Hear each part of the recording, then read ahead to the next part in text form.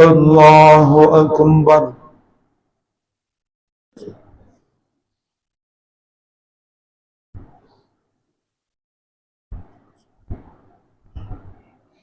الحمد لله رب العالمين الرحمن الرحيم مالك يوم الدين إياك نعبد وإياك نستعين اهدنا الصراط المستقيم صراط الذين أنعمت عليهم غير المغضوب عليهم ولا الضالين. يا أيها المزمل قم الليل إلا قليلا نصفه أو انقص منه قليلا أو زد عليه ورتل القرآن ترتيلا إنا سنلقي عليك قولا ثقيلا إن ناشئة الليل هي أشد وطئا وأقوم قيلا إن لك في النار سبحا طويلا واذكر اسم ربك وتبتل إليه تبتيلا رب المشرق والمغرب لا إله إلا هو فاتخذه وكيلا رب المشرق والمغرب لا إله إلا هو فاتخذه وكيلا واصبر على ما يقولون واهجرهم هجرا جميلا وذرني والمكذبين أولي النعمة ومهلهم قليلا إن لدينا أركالا وجحيما وطعاما ذا غصة وعذابا أليما يوم ترجف الأرض والجبال وكانت الجبال كثيبا مهيلا إنا أرسلنا إليكم رسولا شاهدا عليكم كما أرسلنا إلى فرعون رسولا فعصى فرعون الرسول فأخذناه أخذا وبيلا فكيف تتقون إن كفرتم يوما يجعل الولدان شيبا السماء منفطر به كان وعده مفعولا إن هذه تذكرة فمن شاء اتخذ إلى ربه سبيلا إن ربك يعلم أنك تقوم أدنى من ثلثي الليل ونصفه وثلثه وطائفة من الذين معك والله يقدر الليل والنهار علم أن لن تحصوه فتاب عليكم فاقرؤوا ما تيسر من القرآن علم أن سيكون منكم مرضى وآخرون يضربون في الأرض يبتغون من فضل الله وآخرون يقاتلون في سبيل الله فاقرؤوا ما تيسر منه وأقيموا الصلاة وآتوا الزكاة وأقرضوا الله قرضا حسنا وما تقدموا لأنفسكم من خير تجدوه عند الله هو خيرا وأعظم أجرا واستغفروا الله إن الله غفور رحيم يا أيها المدثر قم فأنذر وربك فكبر وثيابك فطهر والرجز فاهجر ولا تمنن تستكثر ولربك فاصبر فإذا نقر في الناقور فذلك يومئذ يوم عسير على الكافرين غير يسير ذرني ومن خلقت وحيدا وجعلت له مالا ممدودا وبنين شهودا ومهدت له تمهيدا ثم يطمع أن أزيد كلا إنه كان لآياتنا عنيدا سأرهقه صعودا إنه فكر وقدر فقتل كيف قدر ثم قتل كيف قدر ثم نظر ثم عبس وبصر ثم أدبر واستكبر وقال إن هذا إلا سحر يؤثر إن هذا إلا قول البشر سأصليه سقر وما أدراك ما سقر وما أدريك ما سقر لواحة للبشر عليها 19 وما جعلنا أصحاب النار إلا ملائكة وما جعلنا عدتهم إلا فتنة للذين كفروا ليستيقن الذين أوتوا الكتاب والمؤمنون وليقول الذين في قلوبهم مرض والكافرون ماذا أراد الله بهذا مثلا كذلك يضل الله من يشاء ويهدي من يشاء وما يعلم جنود ربك وما هي إلا ذكرى للبشر كلا والقمر والليل إذا أدبر والليل إذا دبر والصبح إذا أسفر إنها لإحدى الكبر نذيرا للبشر لمن شاء منكم أن يتقدم أو يتأخر كل نفس بما كسبت رهينة إلا أصحاب اليمين في جنات يتساءلون عن المجرمين ما سلككم في سقر قالوا لم نكن من المصلين ولم نكن نطعم المسكين وكنا نخوض مع الخائدين وكنا نكذب بيوم الدين حتى أتانا اليقين فما تنفعهم شفاعة الشافعين فما لهم عن التذكرة معرضين كأنهم حمر مستنفرة فرت من قسورة بل يريد كل امرئ منهم أن يؤتى صحفا منشرة كلا بل لا يخافون الآخرة كلا إنه تذكرة فمن شاء ذكره وما يذكرون إلا أن يشاء الله هو أهل التقوى وأهل المغفرة لا أقسم بيوم القيامة ولا أقسم بالنفس اللوامة أيحسب الإنسان أن لن نجمع عظامه بلى قادرين على أن نسوي بنانه بل يريد الإنسان ليفجر أمامه يسأل أيان يوم القيامة فإذا برق البصر وخسف القمر وجمع الشمس والقمر يقول الإنسان يومئذ أين المفر كلا لا وزر إلى ربك يومئذ المستقر ينبأ الإنسان يومئذ بما قدم وأخر بل الإنسان على نفسه بصيرة ولو ألقى معاذيره لا تحرك به لسانك لتعجل به إن علينا جمعه وقرآنه فإذا قرأناه فاتبع قرآنه ثم إن علينا بيانه كلا بل تحبون العاجلة وتذرون الآخرة وجوه يومئذ ناظرة إلى ربها ناظرة ووجوه يومئذ باسرة تظن أن يفعل بها فاقرة كلا إذا بلغت التراقي وقيل من راق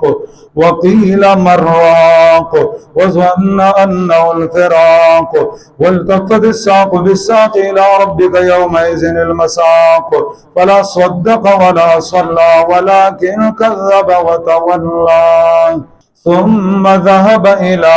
أهله يتمطى أولى لك فأولى ثم أولى لك فأولى أيحسب الإنسان أن يترك سدى أيحسب الإنسان أن يترك سدى ألم يكن نطفة من مني يمنى ألم يكن نطفة من مني تمنى ثم كان علقة فخلق فسوى فجعل منه الزوجين الذكر والأنثى أليس ذلك بقادر على أن يحيي الموتى هل أتى على الإنسان حين من الدهر لم يكن شيئا مذكورا إنا خلقنا الإنسان من نطفة أمشاج نبتليه فجعلناه سميعا بصيرا إنا هديناه السبيل إما شاكرا وإما كفورا إنا أعتدنا للكافرين سلاسل وأغلالا وسعيرا إنا أعتدنا للكافرين سلاسلا وأغلالا وسعيرا إن الأبرار يشربون من كأس كان مزاجها كافورا عينا يشرب بها عباد الله يفجرونها تفجيرا يوفون بالنذر ويخافون يوما كان شره مستطيرا ويطعمون الطعام على حبه مسكينا ويتيما وأسيرا إنما نطعمكم لوجه الله لا نريد منكم جزاء ولا شكورا إنا نخاف من ربنا يوما عبوسا قمطريرا فوقاهم الله شر ذلك اليوم ولقاهم نذرة وسرورا وجزاهم بما صبروا جنة وحريرا متكئين فيها على الأرائك لا يرون فيها شمسا ولا زمهريرا ودانية عليهم ظلالها وذللت قطوفها تظليلا ويطاف عليهم بآنية من فضة وأكواب كانت قوارير من فضة قدروها تقديرا قوارير من فضة قدروها تقديرا ويسقون فيها كأسا كان مزاجها زرجبيلا عينا فيها تسمى سلسبيلا ويطوف عليهم بلدان مخلدون إذا رأيتهم حسبتهم لؤلؤا منثورا إذا رأيتهم حسبتهم لؤلؤا منثورا وإذا رأيت ثم رأيت نعيما وملكا كبيرا عاليهم ثياب سندس خضر واستبرق عاليهم ثياب سندس خضر واستبرق وحلوا أصابر من فضة وسقاهم ربهم شرابا طهورا إن هذا كان لكم جزاء وكان سعيكم مشكورا إنا نحن نزلنا عليك القرآن تنزيلا فاصبر لحكم ربك ولا تطع منهم آثما أو كفورا واذكر اسم ربك بكرة وأصيلا ومن الليل فاسجد له وسبحه ليلا طويلا إن هؤلاء يحبون العاجلة ويذرون وراءهم يوما ثقيلا نحن خلقناهم وشددنا أسرهم وإذا شئنا بدلنا أمثالهم تبديلا إن هذه تذكرة فمن شاء اتخذ إلى ربه سبيلا وما تشاءون إلا أن يشاء الله إن الله كان عليما حكيما يدخل من يشاء في رحمته والظالمين أعد لهم عذابا أليما والمرسلات عرفا فالعاصفات عصفا والناشرات نشرا فالفارقات فرقا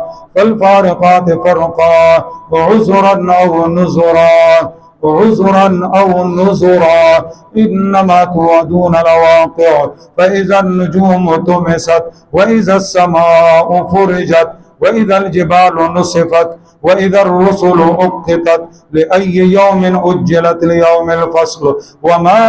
أدراك ما يوم الفصل وما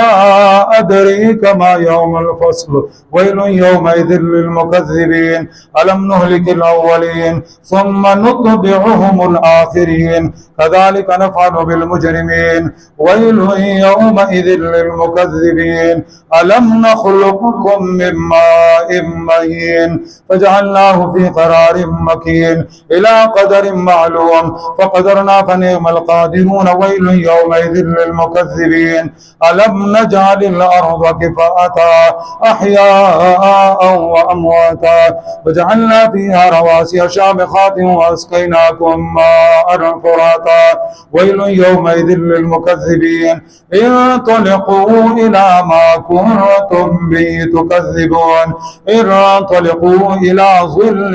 ذي ثلاث شعب لا ظليل ولا يغني من اللهب إنا ترمي بشرر كالقصر كأنه جمالة صفر ويل يومئذ للمكذبين هذا يوم لا ينطقون ولا يؤذن لهم فيعتذرون ويل يومئذ للمكذبين هذا يوم الفصل جمعناكم الأولين فإن كان لكم كيد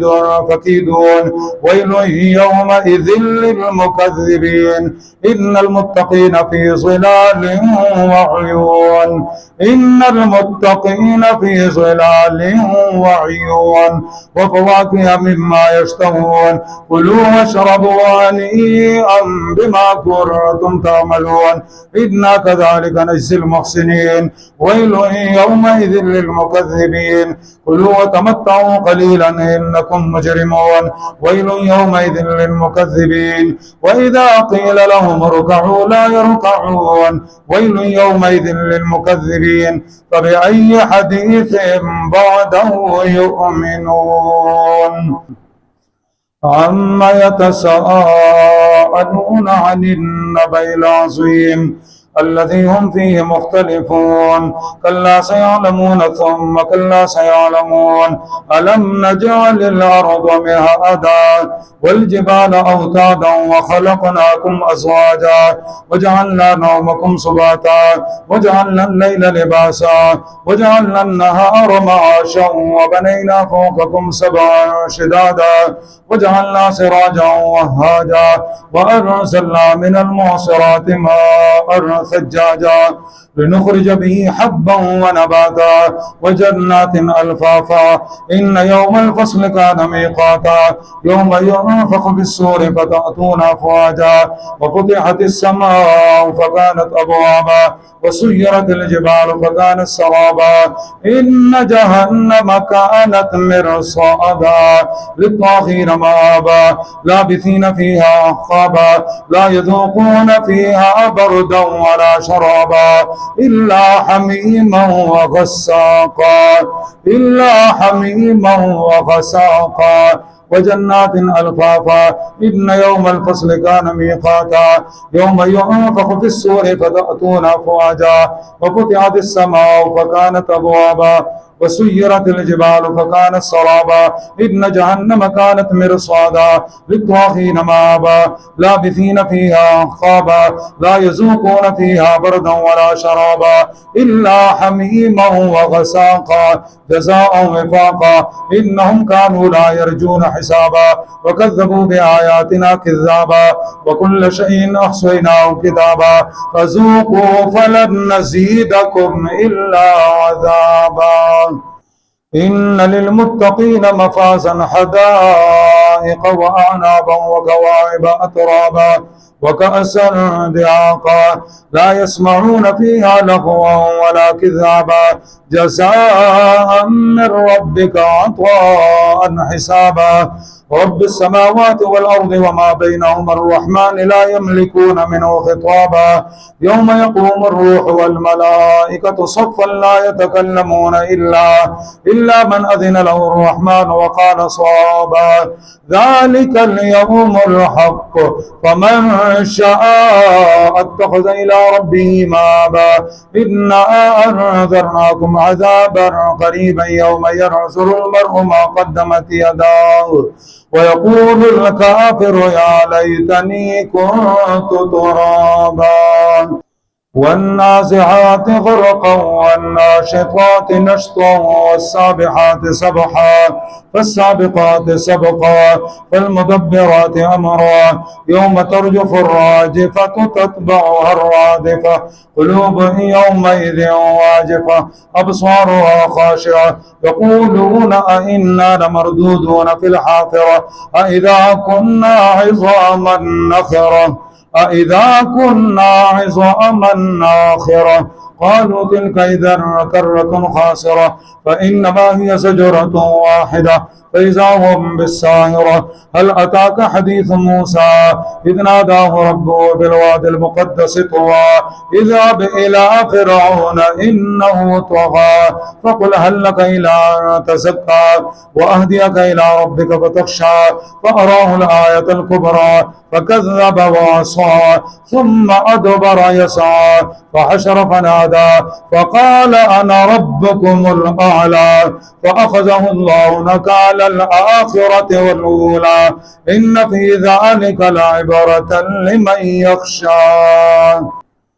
أأنتم أشد خلقا أم السماء بناها رفع سمكها فسواها وأغطش ليلها وأخرج ضحاها والأرض بعد ذلك دحاها أخرج منها ماءها ومرعاها والجبال أرساها متاعا لكم ولأنعامكم فإذا جاءت الطامة الكبرى يوم يتذكر الإنسان ما سعى وبرزت الجحيم لمن يرى فأما من طغى وآثر الحياة الدنيا فإن الجحيم هي المأوى وأما من خاف مقام ربه ونهى النفس عن الهوى فإن الجنة هي المأوى يسألونك عن الساعة أيان مرساها فيما أنت من ذكرى إلى ربك مرتعى إنما أنت منذر من يخشى كأنهم يوم يرونها لم يلبثوا إلا عشية أو ضحاها عبس وتولى أن جاءه الأعمى وما يدريك لعله يزكى أو يذكر فتنفعه الذكرى أما من استغنى فأنت له تصدى وما عليك ألا يزكى وأما من جاءك يسعى وهو يخشى فأنت عنه تلهى كلا إنها تذكرة فمن شاء ذكره في صحف مكرمة مرفوعة مطهرة بأيدي سفرة كرام بررة قتل الإنسان ما أكفره من أي شيء خلقه من نطفة خلقه فقدره ثم السبيل يسره ثم أماته فأقبره ثم إذا شاء أنشره كلا لما يقض ما أمره فلينظر الإنسان إلى طعامه أنا صببنا الماء صبا ثم شققنا الأرض شقا فأنبتنا فيها حبا وعنبا وقضبا وزيتونا ونخلا وحدائق غلبا وفاكهة وأبا متاعا لكم ولأنعامكم فإذا جاءت الصاخة يوم يفر المرء من أخيه وأمه وأبيه وصاحبته وبنيه لكل امرئ منهم يومئذ شأن يغنيه وجوه يومئذ مسفرة ضاحكة مستبشرة ووجوه يومئذ عليها غبرة ترهقها قترة أولئك هم الكفرة الفجرة إذا الشمس كورت وإذا النجوم انكدرت وإذا الجبال سيرت وإذا العشار عطلت وإذا الوحوش حشرت وإذا البحار سجرت وإذا النفوس زوجت وإذا الموءودة سئلت بأي ذنب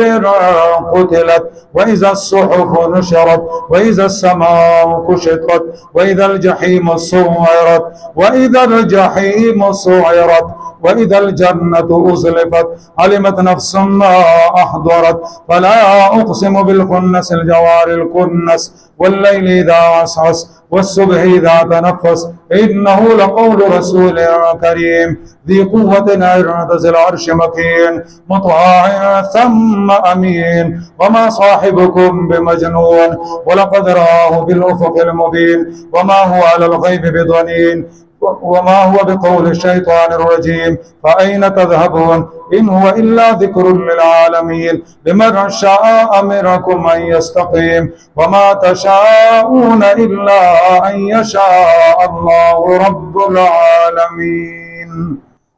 إذا السماء فطرت وإذا الكواكب انتثرت وإذا البحار فجرت وإذا القبور بعثرت علمت نفس ما قدمت وأخرت يا أيها الإنسان ما غرك بربك الكريم الذي خلقك فسواك فعدلك في أي صورة ما شاء ركبك كلا بل تكذبون بالدين وإن عليكم لحافظين كراما كاتبين يعلمون ما تفعلون إن الأبرار لفي نعيم وإن الفجار لفي جحيم يصلونها يوم الدين وما هم عنها بغائبين وما أدراك ما يوم الدين ثم ما أدراك ما يوم الدين وما أدريك ما يوم الدين ثم ما أدريك ما يوم الدين يوم لا تملك نفس لنفس شيئا والأمر يومئذ لله ويل للمطففين الذين إذا اكتالوا على الناس يستوفون وإذا كالوهم أو وزنوهم يخسرون ألا يظن أولئك أنهم مبعوثون ليوم عظيم يوم يقوم الناس لرب العالمين كلا إن كتاب الفجار لفي سجين وما أدراك ما سجين وما أدريك ما سجين كتاب مرقوم ويل يومئذ للمكذبين الذين يكذبون بيوم الدين وما يكذب به إلا كل معتد أثيم إذا تتلى عليه آياتنا قال أساطير الأولين كلا بل ران على قلوبهم ما كانوا يكسبون كلا بل ران على قلوبهم ما كانوا يكسبون كلا إنهم عن ربهم يومئذ لمحجوبون ثم إنهم لصالوا الجحيم ثم يقال هذا الذي كنتم به تكذبون كلا إن كتاب الأبرار لفي عليين وما أدراك ما عليون وما أدريك ما عليون كتاب مرقوم يشهده المقربون إن الأبرار لفي نعيم على الأرائك ينظرون تعرف في وجوههم نظرة النعيم يسقون من رحيق مختوم ختامه مسك وفي ذلك فليتنافس المتنافسون ومزاجه من تسنيم عينا يشرب بها المقربون إن الذين أجرموا كانوا من الذين آمنوا يضحكون وإذا مروا بهم يتغامزون وإذا انقلبوا إلى أهلهم انقلبوا فقيهين وإذا انقلبوا إلى أهلهم انقلبوا فاكهين وإذا رأوهم قالوا إن هؤلاء لضالون وما أرسلوا عليهم حافظين فاليوم الذين آمنوا من الكفار يضحكون على الأرائك ينظرون هل ثوب الكفار ما كانوا يفعلون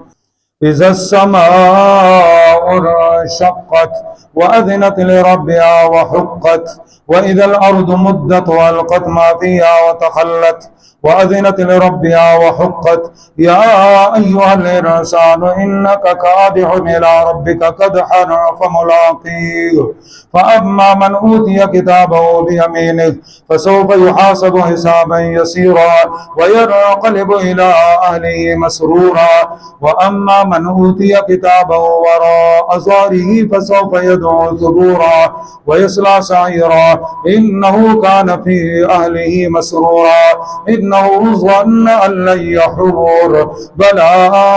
إن ربه كان به بصيرا فلا أقسم بالشفق والليل وما وسق والقمر إذا اتسق لتركبن طبقا عن طبق فما لهم لا يؤمنون وإذا قرئ عليهم القرآن لا يسجدون الله أكبر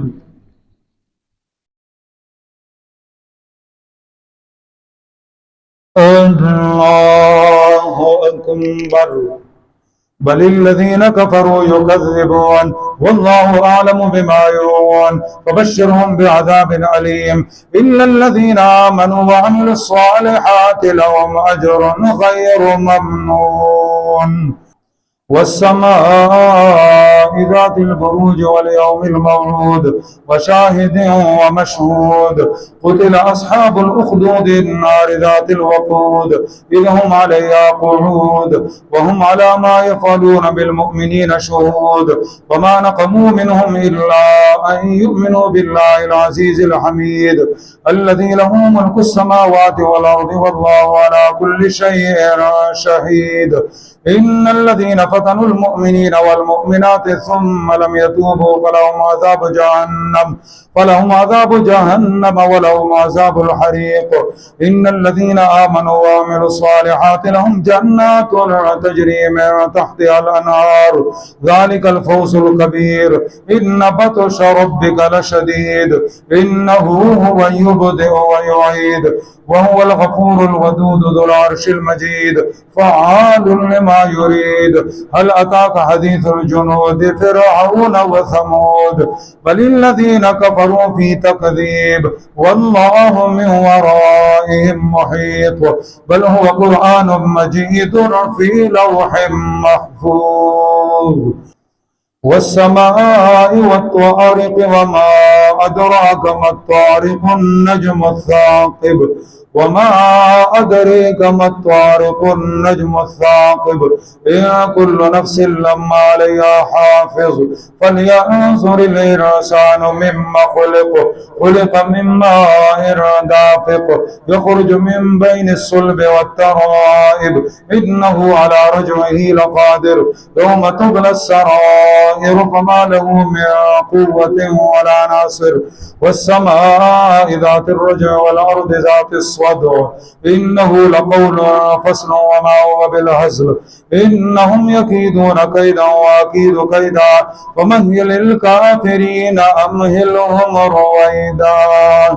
سبح اسم ربك الأعلى الذي خلق فسوى والذي قدر فهدى والذي أخرج المرعى فجعله غثاء أحوى. سنقرئك فلا تنسى إلا ما شاء الله إنه يعلم الجهر وما يخفى. ونيسرك لليسرى فذكر إن نفعت الذكرى. سيذكر من يخشى ويتجنبها الأشقى الذي يصلى النار الكبرى ثم لا يموت فيها ولا يحيا. قد أفلح من تزكى وذكر اسم ربه فصلى. بل تؤثرون الحياة الدنيا والآخرة خير وأبقى. إن هذا لفي الصحف الأولى صحف إبراهيم وموسى. هل أتاك حديث الغاشية وجوه يومئذ خاشعة عاملة ناصبة تصلى نار